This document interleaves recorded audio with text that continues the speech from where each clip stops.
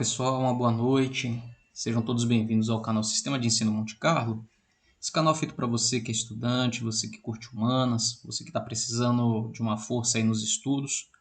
Saiba que você pode contar com a gente como uma ferramenta de pesquisa, uma ferramenta de instrução e de orientação. Tá? Esse módulo é o prosseguimento da análise do livro do professor Carlos Ginzburg, O Queijo e os Vermes, e nós já estamos aí na reta final, essa e mais outra aula, e finalizamos esse módulo, tá? Foi muito bom ter vocês com a gente nessa longa caminhada, espero que esse conteúdo tenha sido útil, tá? Da mesma forma que foi útil para mim o livro na época da graduação, então por esse motivo resolvi fazer essa análise. Essa análise ela foi capítulo a capítulo. Se você chegou de paraquedas aqui, vou deixar salvo todas as aulas anteriores em uma playlist que você poderá ter acesso nos momentos oportunos que você precisar. Bom, então vamos lá, gente. Penúltima aula, capítulo 61, cultura dominante e cultura subalterna. Ao longo do livro, e muitas vezes em outros trabalhos, nós vimos aflorar, através das profundíssimas diferenças de linguagem, analogias surpreendentes entre as tendências que norteiam a cultura camponesa, principalmente no período medieval, e que tentamos reconstruir, né? E também as dos setores mais avançados da cultura. Isso levando em conta o tema proposto pelo livro, que é o quinticismo, que é o período das grandes navegações, da Inquisição, movimento protestante, sistema feudal, que é quando na Europa estava se ampliando aquele conceito de monopólio de conhecimento, de determinação cultural, quem eram os detentores do poder intelectual, e também a questão da opressão, da censura, e principalmente a Igreja Católica como formadora de opinião. Tá? Então, por muitas vezes, em vários trabalhos, isso foi denunciado, que a cultura subalterna, que a cultura camponesa, ela, de uma forma proposital, ela era negligenciada. E explicar essas semelhanças como mera difusão do sistema de cima para baixo significa aderir uma tese. E essa tese se mostra insustentável, segundo a qual as ideias nascem exclusivamente no âmbito das classes dominantes. E, por outro lado, a recusa dessa tese, simplicista, necessário se dizer, implica uma hipótese muito mais complexa sobre as relações que permeavam nesse período as duas culturas, a das classes dominantes e a das classes subalternas, que vai ser amplamente debatida, questionada e ampliada por Marx, por Engels e por tantos outros, principalmente os teóricos sociais. Isso tudo é mais complexo e, em parte, impossível de demonstrar. O estado da documentação reflete, e é óbvio, o estado das relações de força entre as classes, porque ela reflete o fato de uma cultura quase exclusivamente oral, como a das classes subalternas da Europa pré-industrial, tende a não deixar pistas, ou então deixar pistas distorcidas.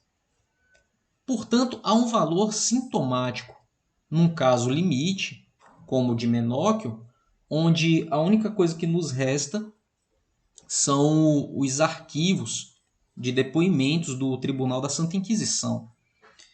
E isso propõe, ou repropõe com força, um problema cuja importância só agora se começa a perceber, que seriam as raízes populares de grande parte da alta cultura europeia, medieval e pós-medieval.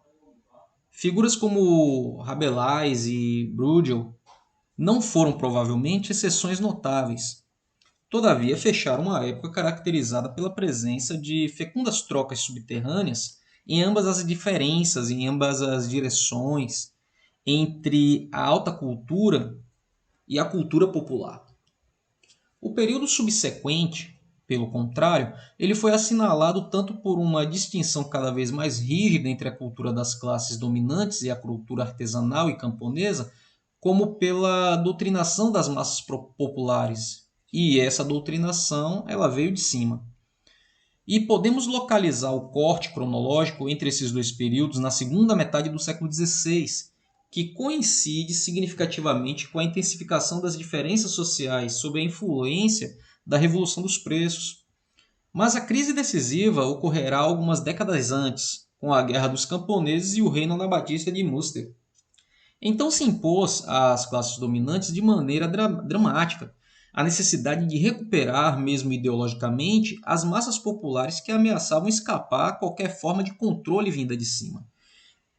Porém, mantendo e até acentuando as devidas distâncias sociais. Esse renovado esforço de obter hegemonia assumiu formas diversas nas várias partes da Europa, mas a evangelização do campo por obra dos jesuítas, e isso vai se expandir também no período colonial, e a organização religiosa capilar baseada na família, executada pelas igrejas protestantes, podem ser agrupadas numa mesma tendência. A ela corresponde, em termos de repressão, a intensificação dos processos contra a bruxaria, o rígido controle dos grupos marginais, e esses grupos marginais a gente pode incluir os vagabundos, os ciganos, e por isso o caso de Menóquio ele se insere nesse quadro de repressão e extinção da cultura popular.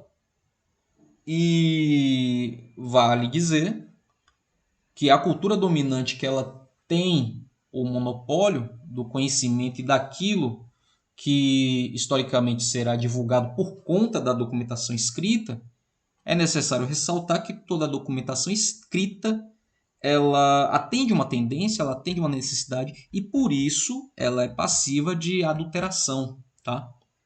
Então, o caso Menóquio ele é tão relevante para a história porque são arquivos, são documentos de depoimentos e atos